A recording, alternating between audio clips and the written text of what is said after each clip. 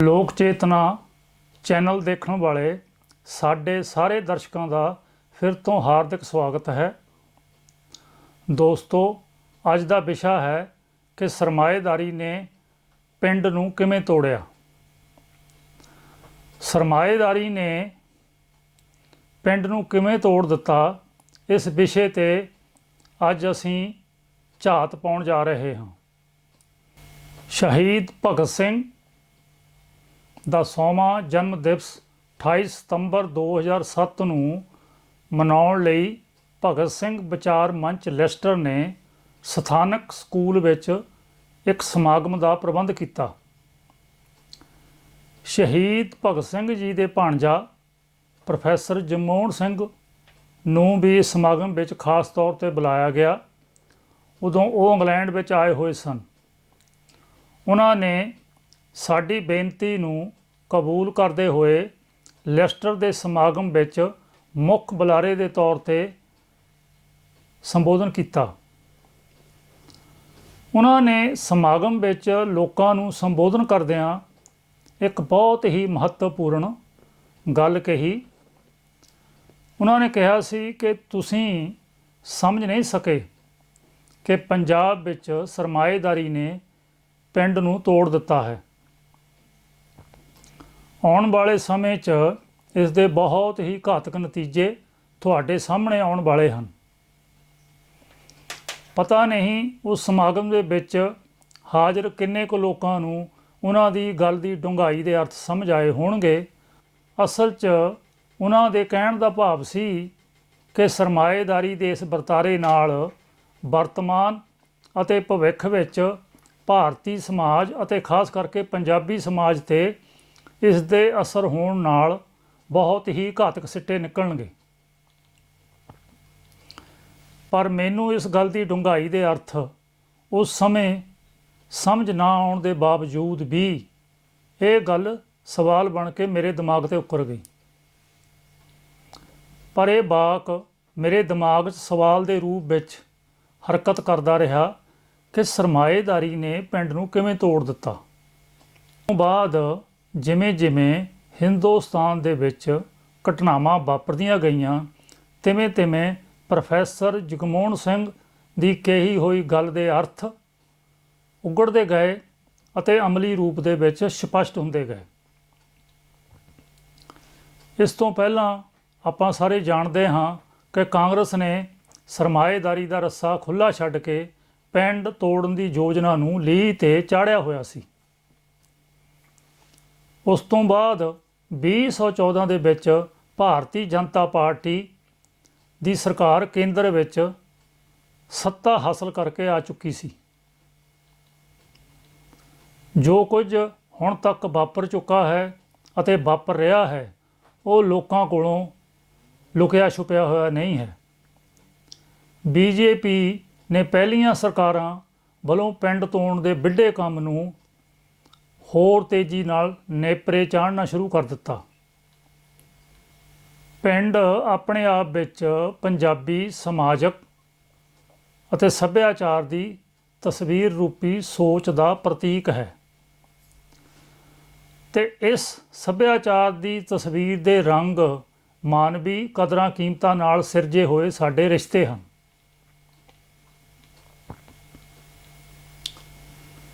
ਇਸ ਪਿੰਡ ਦੁਆਲੇ ਹੀ ਸਾਡੇ ਸਮਾਜਿਕ ਰਿਸ਼ਤੇ ਉਣੇ ਹੋਏ ਹਨ ਅਤੇ ਇਹਨਾਂ ਰਿਸ਼ਤਿਆਂ ਕਰਕੇ ਸਾਡੇ ਦੁੱਖਾਂ ਸੁੱਖਾਂ ਦਾ ਅਹਿਸਾਸ ਕਦੇ ਓਪਰਾ ਜਾਂ ਕਦੇ ਗਹਿਰਾ ਹੁੰਦਾ ਰਹਿੰਦਾ ਹੈ।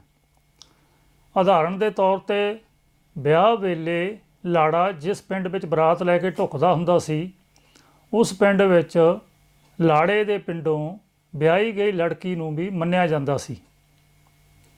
ਭਾਵੇਂ ਉਸ ਨੂੰ ਕੋਈ ਛੋਟਾ ਮੋਟਾ ਤੋਹਫਾ ਹੀ ਦਿੱਤਾ ਜਾਂਦਾ ਹੋਵੇ, ਉਹ ਲੜਕੀ ਲਾੜੇ ਦੇ ਪਰਿਵਾਰ ਦੇ ਬੇਸ਼ੱਕ ਨਜ਼ਦੀਕੀਆਂ ਵਿੱਚੋਂ ਵੀ ਨਾ ਹੋਵੇ। ਹੋ ਸਕਦਾ ਅਜੋਕੀ ਪੀੜ੍ਹੀ ਨੂੰ ਇਹ ਗੱਲ ਭਾਵੇਂ ਬੇਲਾ ਵਿਆਹ ਚੁੱਕੀ ਲੱਗੇ, ਪਰ ਉਸ ਸਮੇਂ ਸਨਮਾਨ ਅਤੇ ਰਿਸ਼ਤਿਆਂ ਦੇ ਅਪਣੱਤ ਦੀ ਇਹ ਗੱਲ ਹੁੰਦੀ ਸੀ। ਜਦੋਂ ਪਿੰਡ ਦੇ ਮੁੱਖ ਕਿੱਤੇ ਖੇਤੀਬਾੜੀ ਨੂੰ ਕਾਰਪੋਰੇਟ ਸਰਮਾਏਦਾਰ ਕੰਪਨੀਆਂ ਨੇ ਸਰਕਾਰ ਦੀਆਂ ਯੋਜਨਾਵਾਂ ਤਹਿਤ 1960 ਤੋਂ ਬਾਅਦ ਹਰੀ ਕ੍ਰਾਂਤੀ ਦੇ ਰੂਪ ਵਿੱਚ ਇਸ ਕਿੱਤੇ ਨੂੰ ਅਮਲੀ ਰੂਪ ਦੇਣਾ ਸ਼ੁਰੂ ਕੀਤਾ। ਉਸ ਸਮੇਂ ਦੀਆਂ ਸਰਕਾਰਾਂ ਨੇ ਦੇਸ਼ ਅੰਦਰ ਅਨਾਜ ਦੀ ਥੁੜ ਪੂਰੀ ਕਰਨ ਦੇ ਬਹਾਨੇ ਕਿਸਾਨਾਂ ਨੂੰ ਵੱਧ ਤੋਂ ਵੱਧ ਅਨਾਜ ਪੈਦਾ ਕਰਨ ਲਈ ਤਿਆਰ ਕਰਨਾ ਸ਼ੁਰੂ ਕਰ ਦਿੱਤਾ ਸੀ। ਖੇਤੀਬਾੜੀ ਦੀ ਕਾਸ਼ਤਕਾਰੀ ਦੇ ਢੰਗ ਤਰੀਕਿਆਂ ਨੂੰ ਅੰਨ੍ਹੇਵਾਹ ਤਬਦੀਲ ਕਰਨ ਦੇ ਕਾਰਨ ਪੇਂਡੂ ਸੱਭਿਆਚਾਰ ਨੂੰ ਉਸ ਵੇਲੇ ਤੋਂ ਹੀ ਢਾਹ ਲੱਗਣੀ ਸ਼ੁਰੂ ਹੋ ਗਈ। ਸਰਕਾਰੀ ਯੋਜਨਾਵਾਂ ਦੇ ਆਧਾਰ ਤੇ ਖੇਤੀ ਦੀ ਕਾਸ਼ਤਕਾਰੀ ਨਾਲ ਸੰਬੰਧਿਤ ਸਾਜੋ ਸਮਾਨ ਅਤੇ ਰਸਾਇਣਿਕ ਖਾਦਾਂ ਕਿਸਾਨਾਂ ਨੂੰ ਵੇਚਣ ਲਈ ਕੋਆਪਰੇਟਿਵ ਸੁਸਾਇਟੀਆਂ ਅਤੇ ਬੈਂਕਾਂ ਦਾ ਜਾਲ ਵਿਛਾਇਆ ਗਿਆ। ਇਹ ਸਹਿਕਾਰੀ ਬੈਂਕਾਂ ਕਿਸਾਨਾਂ ਨੂੰ ਕਰਜ਼ੇ ਦਿੰਦੀਆਂ ਤਾਂ ਕਿ ਉਹ ਰਸਾਇਣਿਕ ਖਾਦਾਂ, ਜ਼ਹਿਰੀਲੇ ਕੀੜੇ ਮਾਰ ਰਸਾਇਣ, ਟਰੈਕਟਰ ਅਤੇ ਹੋਰ ਖੇਤੀ ਨਾਲ ਸੰਬੰਧਿਤ ਸਾਜੋ ਸਮਾਨ ਖਰੀਦਣ ਦੇ ਸਮਰੱਥ ਹੋ ਸਕਣ। ਇਹਨਾਂ ਸਹਿਕਾਰੀ ਬੈਂਕਾਂ ਨੇ ਪੰਜਾਬ ਦੀਆਂ ਜ਼ਮੀਨਾਂ ਨੂੰ ਗਿਰਵੀ ਰੱਖਦੇ ਹੋਏ ਕਿਸਾਨਾਂ ਨੂੰ ਕਰਜ਼ੇ ਦੇਣ ਦਾ ਉਸ ਸਮੇਂ ਹੜ ਜਿਹਾ ਲੈ ਆਂਦਾ। ਕਿਸਾਨਾਂ ਨੇ ਜ਼ਮੀਨ ਤੋਂ ਵਾਧੂ ਉਪਜ ਲੈਣ ਲਈ ਰਸਾਇਣਿਕ ਖਾਦਾਂ, ਜ਼ਹਿਰੀਲੇ ਕੀੜੇ ਮਾਰ ਰਸਾਇਣ ਇਹਨਾਂ ਨੂੰ ਅੰਨ੍ਹੇਵਾਹ ਵਰਤਦੇ ਹੋਏ ਧਰਤੀ ਦੀ ਕੁਦਰਤੀ ਉਪਜਾਊ ਸ਼ਕਤੀ ਨੂੰ ਖਤਮ ਕਰਨਾ ਸ਼ੁਰੂ ਕਰ ਦਿੱਤਾ। ਖਾਸ ਤੌਰ 'ਤੇ ਚੌਲਾਂ ਦੀ ਫਸਲ, ਜਿਸ ਨੂੰ ਅਸੀਂ ਆਮ ਤੌਰ 'ਤੇ ਝੋਨਾ ਆਖਦੇ ਹਾਂ, ਉਸ ਦੀ ਮੁੱਖ ਰੂਪ ਵਿੱਚ ਪੈਦਾਵਾਰ ਕਰਨ ਲਈ ਵੱਧ ਤੋਂ ਵੱਧ ਰਕਬਾ ਇਸ ਫਸਲ ਦੀ ਕਾਸ਼ਤਕਾਰੀ ਹੇਠ ਲਿਆਂਦਾ ਗਿਆ।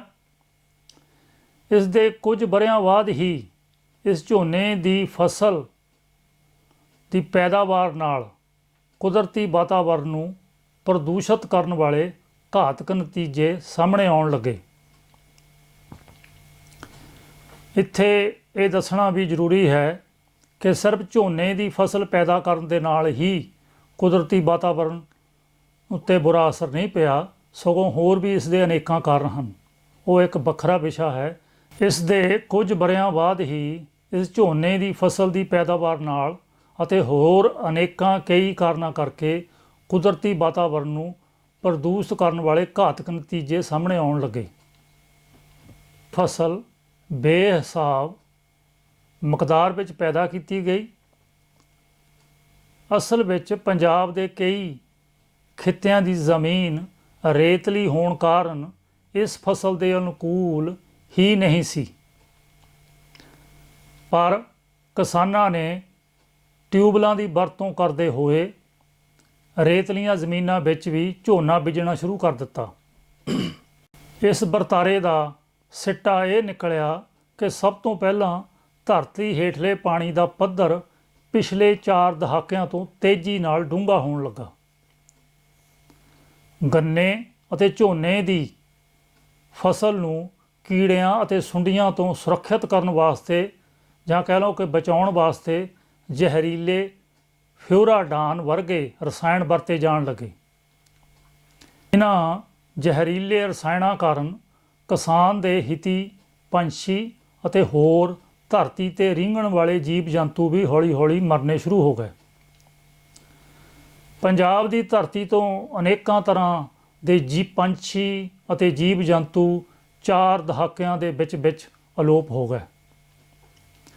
ਜਿੱਥੇ ਸਰਮਾਏਦਾਰੀ ਦਾ ਮੁਨਾਫਾਖੋਰ ਤਾਣਾ ਬਾਣਾ ਇਸ ਬਰਬਾਦੀ ਦਾ ਦੋਸ਼ੀ ਹੈ, ਮਿੱਤਰੋ, ਉੱਥੇ ਲੋਕਾਂ ਦੇ ਗੈਰ ਜ਼ਿੰਮੇਵਾਰੀ ਦੇ ਕਿਰਦਾਰ ਨੂੰ ਵੀ ਇਸ ਦੋਸ਼ ਤੋਂ ਮੁਕਤ ਨਹੀਂ ਕੀਤਾ ਜਾ ਸਕਦਾ। ਸਾਡੇ ਸਮਾਜ ਦੇ ਵਿੱਚ ਆਮ ਤੌਰ 'ਤੇ ਇਹ ਪ੍ਰਚਲਿਤ ਧਾਰਾ ਹੈ ਕਿ ਆਪਣੀ ਗਲਤੀ ਦਾ ਜ਼ਿੰਮੇਵਾਰ ਕਿਸੇ ਨੂੰ ਹੋਰ ਠਹਿਰਾ ਦਿੱਤਾ ਜਾਵੇ। ਖੇਤੀ ਦੇ ਥੱਲੇ ਜ਼ਿਆਦਾ ਤੋਂ ਜ਼ਿਆਦਾ ਰਕਬਾ ਲਿਆਉਣ ਲਈ ਰੇਤਲੇ ਇਲਾਕਿਆਂ ਵਿੱਚ ਟਿੱਬੇ ਅਤੇ ਛੋਟੇ ਦਰੱਖਤਾਂ ਅਤੇ ਝਾੜੀਆਂ ਨੂੰ ਕੱਟ ਕੇ ਪੱਧਰਾ ਕੀਤਾ ਗਿਆ। ਹੁਸ਼ਿਆਰਪੁਰ ਦੇ ਇਲਾਕੇ ਵਿੱਚ ਅੰਬਾਂ ਦੇ ਬਾਗਾਂ ਦੇ ਬਾਗ ਕੱਟ ਕੇ ਖੇਤੀ ਲਈ ਜ਼ਮੀਨ ਤਿਆਰ ਕੀਤੀ ਗਈ। ਸੜਕਾਂ ਦੇ ਆਸੇ-ਪਾਸੇ ਅਤੇ ਖੇਤਾਂ ਵਿਚਲੇ ਦਰੱਖਤਾਂ ਦੀ ਕਟਾਈ ਵੱਡੇ ਪੱਧਰ 'ਤੇ ਹੋਈ।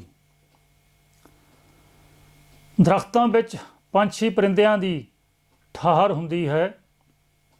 ਜਦੋਂ ਉਹਨਾਂ ਦੇ ਆਲ੍ਹਣਿਆਂ ਦੀ ਠਾਹਰ ਹੀ ਉੱਜੜ ਗਈ ਤਾਂ ਉਹ ਇਸ ਤਬਾਹੀ ਨੂੰ ਨਾ ਝੱਲਦੇ ਹੋਏ ਜਾਂ ਤਾਂ ਬਹੁਤੇ ਵਿਚਾਰੇ ਮਰ ਗਏ ਜਾਂ ਫਿਰ ਪੰਜਾਬ ਛੱਡ ਕੇ ਚਲੇ ਗਏ। ਪੰਜਾਬੀਆਂ ਦਾ ਸੁਭਾਅ ਹੀ ਬੜਾ ਤੱਤ ਭੜੱਤਾ ਹੈ ਅਤੇ ਇਹ ਉਸ ਸੁਭਾਅ ਦੇ ਕਾਰਨ ਆਪਣੇ ਫੈਸਲੇ ਵੀ ਤੱਤ ਭੜੱਤੇ ਤਰੀਕੇ ਨਾਲ ਹੀ ਕਰਦੇ ਹਨ ਅਤੇ ਇਸ ਕਰਕੇ ਅੱਜ ਇਹ ਆਪਣੀ ਤਬਾਹੀ ਦੇ ਆਪ ਵੀ ਜ਼ਿੰਮੇਵਾਰ ਹਨ। ਇਸ ਤੋਂ ਅਗਾਂਹ ਵਿਦੇਸ਼ਾਂ ਵਿੱਚ ਰਹਿੰਦੇ ਪੰਜਾਬੀਆਂ ਨੇ ਵੀ ਰੀਸੋ ਰੀਸੀ ਸਮੁੱਚੇ ਪੰਜਾਬ ਵਿੱਚ ਉਪਜਾਊ ਜ਼ਮੀਨਾਂ ਨੂੰ ਭੱਠੇ ਦੀਆਂ ਇੱਟਾਂ ਅਤੇ ਪਲਾਟਾਂ ਦੇ ਰੂਪ ਵਿੱਚ ਵਰਤ ਕੇ ਵਾਤਾਵਰਨ ਨੂੰ ਤਬਾਹ ਕਰਨ ਵਿੱਚ ਆਪਣਾ ਅਹਿਮ ਯੋਗਦਾਨ ਪਾਇਆ। ਹਰ ਪ੍ਰਕਾਰ ਦੇ ਦਰੱਖਤਾਂ ਨੂੰ ਕਟਵਾ ਕੇ ਕੋਠੀਆਂ, ਪੈਲੇਸ ਅਤੇ ਬੇਲੋੜੇ ਧਾਰਮਿਕ ਅਸਥਾਨ ਉਸਾਰ ਕੇ ਕੰਕਰੀਟ ਦਾ ਜੰਗਲ ਉਸਾਰਿਆ ਗਿਆ। ਇੱਥੇ ਹੀ ਬਸ ਨਹੀਂ ਹੋਈ, ਵਿਆਹ ਵਰਗੀ ਸਮਾਜਿਕ ਰਸਮ ਨੂੰ ਵੀ ਮੈਰਿਜ ਪੈਲਸਾਂ ਦੇ ਸਪੁਰਦ ਕਰਕੇ ਬੇਹਿਸਾਬ ਸਰਮਾਏ ਨਾਲ ਜਸ਼ਨਾਂ ਜਲਸਿਆਂ ਦੇ ਰੂਪ ਵਿੱਚ ਦਿਖਾਵਾ ਕਰਨ ਦਾ ਰਾਹ ਖੋਲ੍ਹ ਲਿਆ ਗਿਆ। ਪੈਲਸਾਂ ਵਿੱਚ ਵਿਆਹ ਵੇਲੇ ਖਾਣੇ ਵਾਸਤੇ ਵਰਤੇ ਗਏ ਪਲਾਸਟਿਕ ਦੇ ਜੂਠੇ ਬਰਤਨਾਂ ਅਤੇ ਬਚੇ ਖੁਚੇ ਖਾਣੇ ਨੂੰ ਰੂੜੀ ਦੀ ਤਰ੍ਹਾਂ ਗੈਰ ਜ਼ਿੰਮੇਵਾਰੀ ਨਾਲ ਪੈਲਸ ਤੋਂ ਬਾਹਰ ਸੁੱਟ ਦਿੱਤਾ ਜਾਂਦਾ। ਸਵਾਲ ਹੈ ਕਿ ਇਸ ਗੰਦਗੀ ਨਾਲ ਆਬੋ ਹਵਾ ਅਤੇ ਪਾਣੀ ਨੂੰ ਪ੍ਰਦੂਸ਼ਿਤ ਕਰਨ ਦੀ ਕਿਸ ਦੀ ਜ਼ਿੰਮੇਵਾਰੀ ਬਣਦੀ ਹੈ? ਇਸ ਸਾਰੇ ਤਾਣੇ ਬਾਣੇ ਦੇ ਪਿੱਛੇ ਸਰਮਾਏਦਾਰ ਕੰਪਨੀਆਂ ਦੇ ਮੁਨਾਫਾ ਕਮਾਉਣ ਦੀ ਲਾਲਸਾ ਅਤੇ ਸਮਾਜਿਕ ਤੌਰ 'ਤੇ ਲੋਕਾਂ ਦੀ ਗੈਰ ਜ਼ਿੰਮੇਵਾਰੀ ਛੁਪੀ ਹੋਈ ਸੀ ਅਤੇ ਛੁਪੀ ਹੋਈ ਹੈ। ਇੱਥੋਂ ਹੀ ਇਕੱਲੀ ਕਿਸਾਨੀ ਦਾ ਨਹੀਂ, ਸਮੁੱਚੇ ਪੰਜਾਬ ਦੇ ਸਮਾਜਿਕ, ਸੱਭਿਆਚਾਰਕ ਅਤੇ ਕੁਦਰਤੀ ਵਾਤਾਵਰਣ ਦੀ ਤਬਾਹੀ ਦੀ ਦਾਸਤਾਨ ਸ਼ੁਰੂ ਹੁੰਦੀ ਹੈ।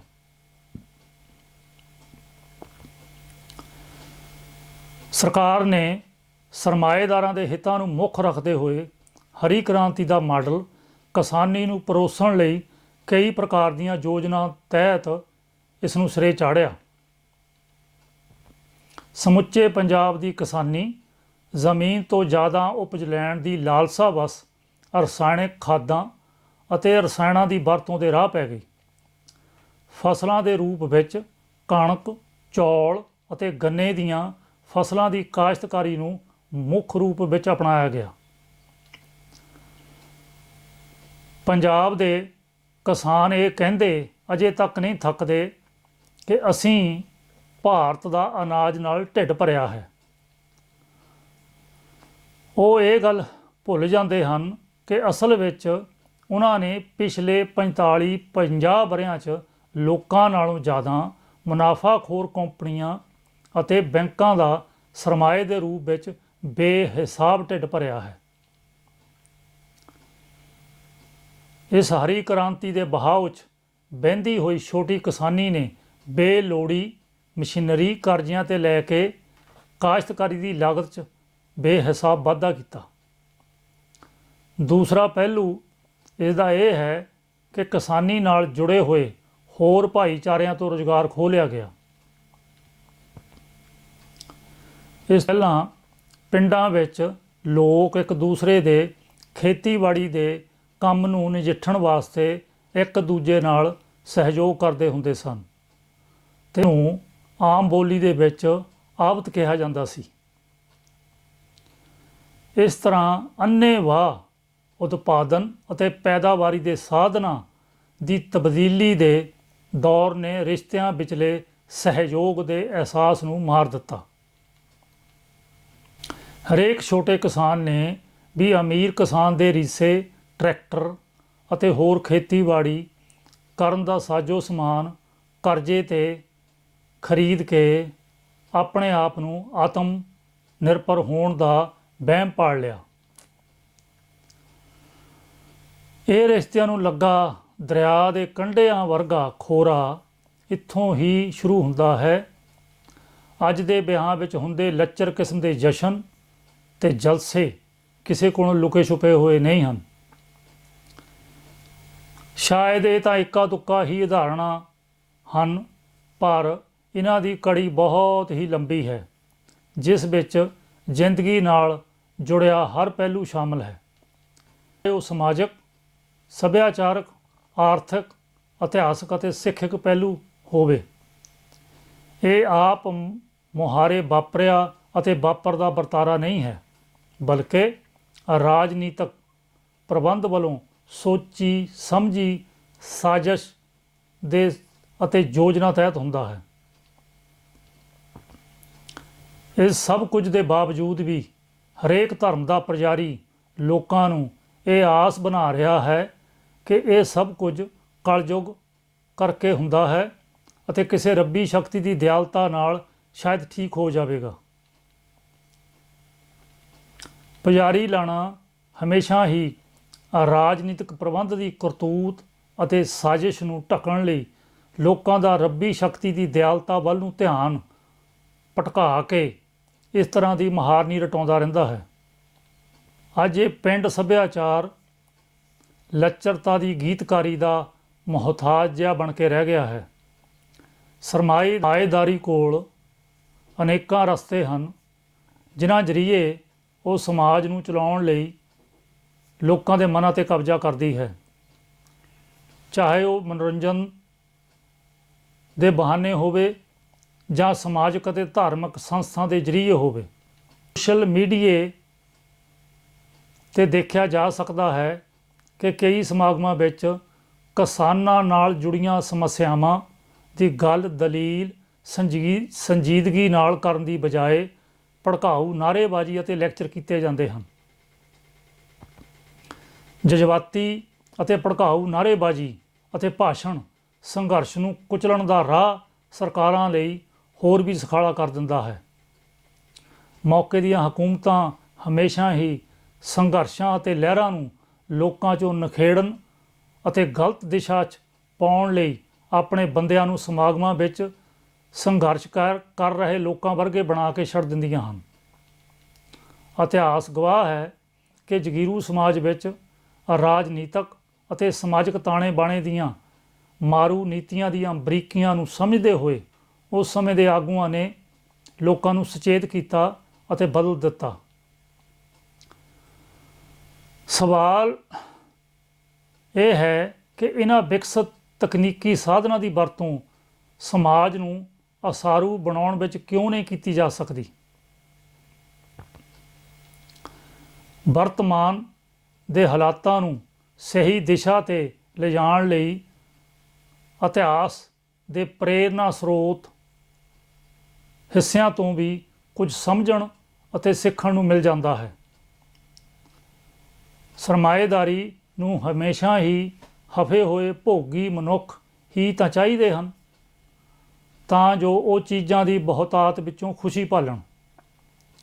ਧੜਾ ਧੜ ਵਸਤਾਂ ਖਰੀਦ ਕੇ ਆਪ ਤਾਂ ਕੰਗਾਲ ਹੋ ਜਾਣ ਅਤੇ ਕੁਝ ਕੁ ਸਰਮਾਏਦਾਰਾਂ ਨੂੰ ਮਾਲਾ ਮਾਲ ਕਰ ਦੇਣ।